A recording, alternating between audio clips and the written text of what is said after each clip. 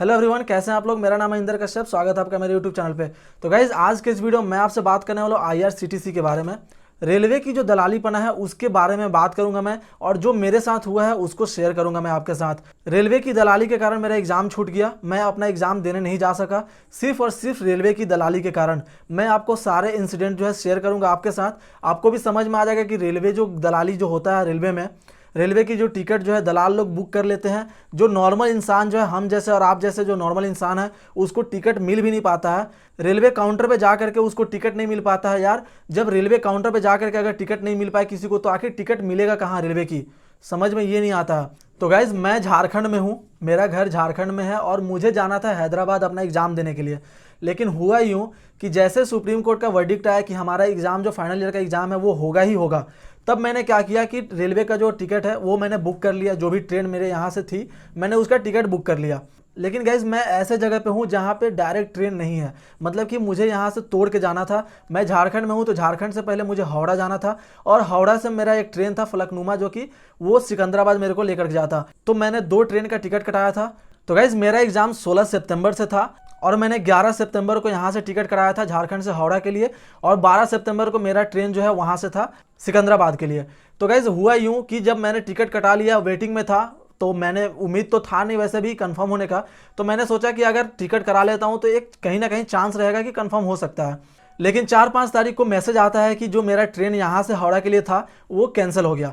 तब मैंने क्या किया कि मैंने सोचा कि चलो यहाँ का जो ट्रेन है वो कैंसिल हुआ है, लेकिन हावड़ा से सिकंदराबाद के लिए जो मेरा टिकट है वो तो कैंसिल नहीं हुआ है। तो मैं यहाँ से मतलब झारखंड से हावड़ा जो है बस से चला जाऊंगा, और वहाँ से जो वो ट्रेन है मैं वो पकड़ लूंगा। लेकिन किस्मत इतनी फूटी कि 1-2 दिन के बाद जो है फिर से एक नोटिफिकेशन आता है कि जो वहाँ का जो डिपार्चर स्टेशन है, जो हावड़ा से ट्रेन खुलने वाली थी, वो अब हावड़ा स्टेशन से ना खुल करके खड़गपुर स्टेशन से खुलेगी अगले 3-4 दिनों तक के लिए। तब मुझे वो टिकट भी कैंसिल कराना पड़ा, और मेरे पास कोई ऑप्शन नहीं था।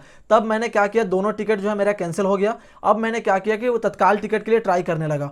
तो मैं एक दिन पूरी रात जो है स्टेशन पे, मेरा जो नज़दीकी स्टेशन है वहाँ पर जाकर के पूरी रात था। पूरी रात रहने के बाद मैं चौथे नंबर पे था। लेकिन हुआ यूँ कि जब टिकट हम लोगों को मिलना स्टार्ट हुआ, जो पहला बंदा था सिर्फ उसको टिकट मिला, बाकी सारे को वेटिंग आ गया। तो मुझे उस दिन टिकट नहीं मिला। तो मैंने अपने एक फ्रेंड को जो बिहार में है, मैंने उसको बोला कि तू भी तत्काल के लिए ट्राई कर, अगर मिलता है तो मैं वहाँ से चला जाऊँगा, उस रूट से चला जाऊँगा। वो भी पूरी रात स्टेशन पे रहा, और वो सेकंड नंबर पे था, लेकिन फिर भी उसको तत्काल टिकट नहीं मिला। क्यों? क्योंकि जो पहला बंदा था उसको भी वेटिंग आ गए थे। अगर रेलवे की टिकट रेलवे काउंटर पे ना मिले तो आखिर कहाँ मिलेगी भाई मेरे? क्या चाइना गेट पे मिलेगी? मुझे एक चीज़ समझ में नहीं आता। और प्लस ये जो फुद्दू सा एप्लीकेशन है आईआरसीटीसी का, इसकी तो बात ही मत करो। मुझे समझ में नहीं आता कि इतना फुद्दू एप्लीकेशन क्यों बनाया गया है।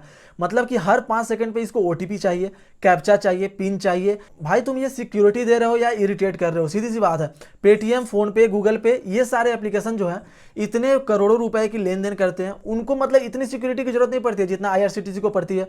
मतलब इतना ज़्यादा सिक्योरिटी मत दिखाओ यार कि हम इरिटेट हो जाएं।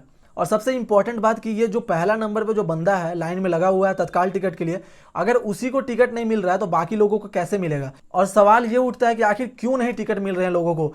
क्योंकि ये दलाल लोग जो हैं वो लोग टिकट ऑलरेडी बुक कर ले रहे हैं। वो ऐसे सॉफ्टवेयर का यूज़ कर रहे हैं जो रेलवे की जो सॉफ्टवेयर है उससे कहीं ज़्यादा फास्ट है। या तो फिर दलाल लोग कुछ ऐसे भी होते हैं जो काउंटर पे जो बंदा बैठा हुआ है उससे सेटिंग रहता है, और वो लोग बात करते हैं कि हाँ मेरा टिकट आप काट करके दोगे, मैं आपको कमीशन दे दूंगा। तो सामने जो काउंटर पे बंदा बैठा हुआ है वो क्या करता है, आपका टिकट ना काट करके वो जो दलाल लोग जो हैं उनका टिकट काटता है और कमीशन खाता है।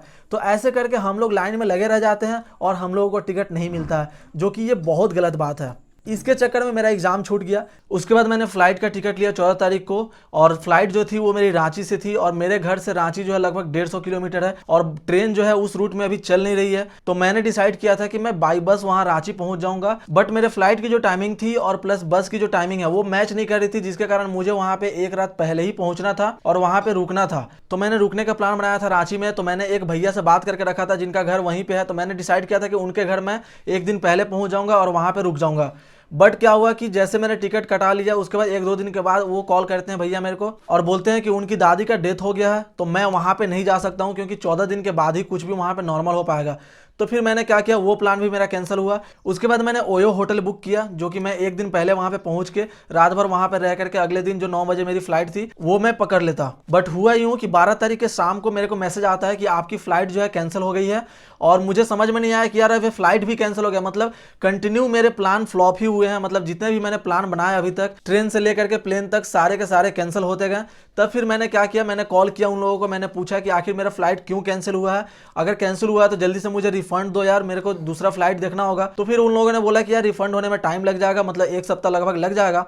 और वो जो फ्लाइट थी गो एयर की थी, और गो एयर फ्लाइट जो है वो रांची से एक ही था। तो मेरे पास एक ही ऑप्शन था कि वो उस टिकट को कैंसिल करो और दूसरी फ्लाइट पकड़ो। लेकिन मैं 12 तारीख की शाम को जब दूसरी फ्लाइट का टिकट देख रहा हूं तो उसके प्राइसेस जो है वो दिखा रहे हैं 12,000 रुपए। तो ये बहुत ज्यादा था, क्योंकि मैंने जो टिकट लिया था वो 5.5 में लिया था पहले वाला, क्योंकि मैंने पहले ही टिकट बुक कर लिया था। अभी जब 1-2 दिन पहले जब आप टिकट लोगे तो जाहिर सी बात है कि आपका ज्यादा लगेगा ही। तो वो मेरी किस्मत खराब थी कि मैंने जिस फ्लाइट में टिकट लिया था वो फ्लाइट ही कैंसिल हो गया। तो मैंने उन लोगों से बोला कि मेरा रिफंड जो है वो जल्दी दे दो ताकि मैं दूसरी फ्लाइट लेकर जा सकूं। बट उन लोगों ने बोला कि कम से कम 1 सप्ताह का टाइम लग जाएगा इसके लिए। और मेरी फैमिली हमेशा से बोल रही थी कि मत जाओ, क्योंकि कोरोना के केसेस डेली इतने आ रहे हैं, लाख लाख केसेस जो हैं डेली आ रहे हैं, तो तुम मत जाओ। बट मैंने जिद कर करके ये सब सारे टिकट कराया था।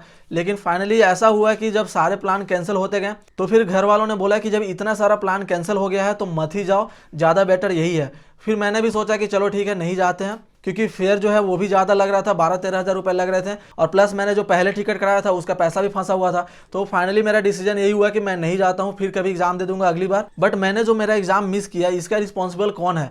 मैं सीधा सीधी इसका रिस्पॉन्सिबल मानता हूँ रेलवे को, क्योंकि अगर रेलवे की तत्काल टिकट में इतना घपला नहीं होता तो मैं जाहिर सी बात है कि मेरे को टिकट मिल जाता और मैं आराम से जा सकता था। बट ये सिर्फ और सिर्फ रेलवे की दलाली के कारण मैं अपना एग्जाम मिस कर दिया, मैं अपना एग्जाम अटेंड नहीं कर पाया। और गाइस मुझे एक चीज़ समझ में नहीं आता है कि IRCTC एप्लीकेशन जो है उसको प्ले स्टोर पे इतने अच्छी रेटिंग्स कौन दे रहे हैं यार? इतना घटिया फुद्दू सा ऐप को इतना अच्छा रेटिंग्स कैसे मिल सकता है? मुझे समझ में नहीं आ रहा। आखिर लोग किस बेसिस पे उसको पसंद कर रहे हैं यार? हम लोगों की मजबूरी है कि उस एप्लीकेशन को हम लोग यूज कर रहे हैं, क्योंकि हम लोग के पास और कोई ऑप्शन नहीं है। बट यार अगर वो एप्लीकेशन हम लोग को इरिटेट कर रहा है तो कम से कम उसको रेट डाउन तो कर सकते हैं ना, ये तो कर ही सकते हैं कम से कम। तो गाइज यही था पूरा इंसिडेंट जो मेरे साथ हुआ, मैंने आपसे शेयर किया। और मैं इसी के कारण अपना वीडियोस नहीं बना पा रहा था यूट्यूब के। बट अभी तो एग्जाम मेरा छूट गया है और अभी कुछ करना भी नहीं है, तो घर पे बैठ के मैं आराम से वीडियोस बनाऊंगा आप लोगों के लिए। और आप लोग मुझे सपोर्ट जरूर करना, और आगे आने वाली वीडियोस के नोटिफिकेशन पाने के लिए आप मेरे चैनल को सब्सक्राइब करके बेल आइकन जरूर दबाओ, ताकि आप मेरे वीडियोस मिस ना करो और ऐसे ही सपोर्ट करते रहो। तो चलो मिलते हैं अगले वीडियो में, तब तक के लिए टेक केयर, बाय बाय।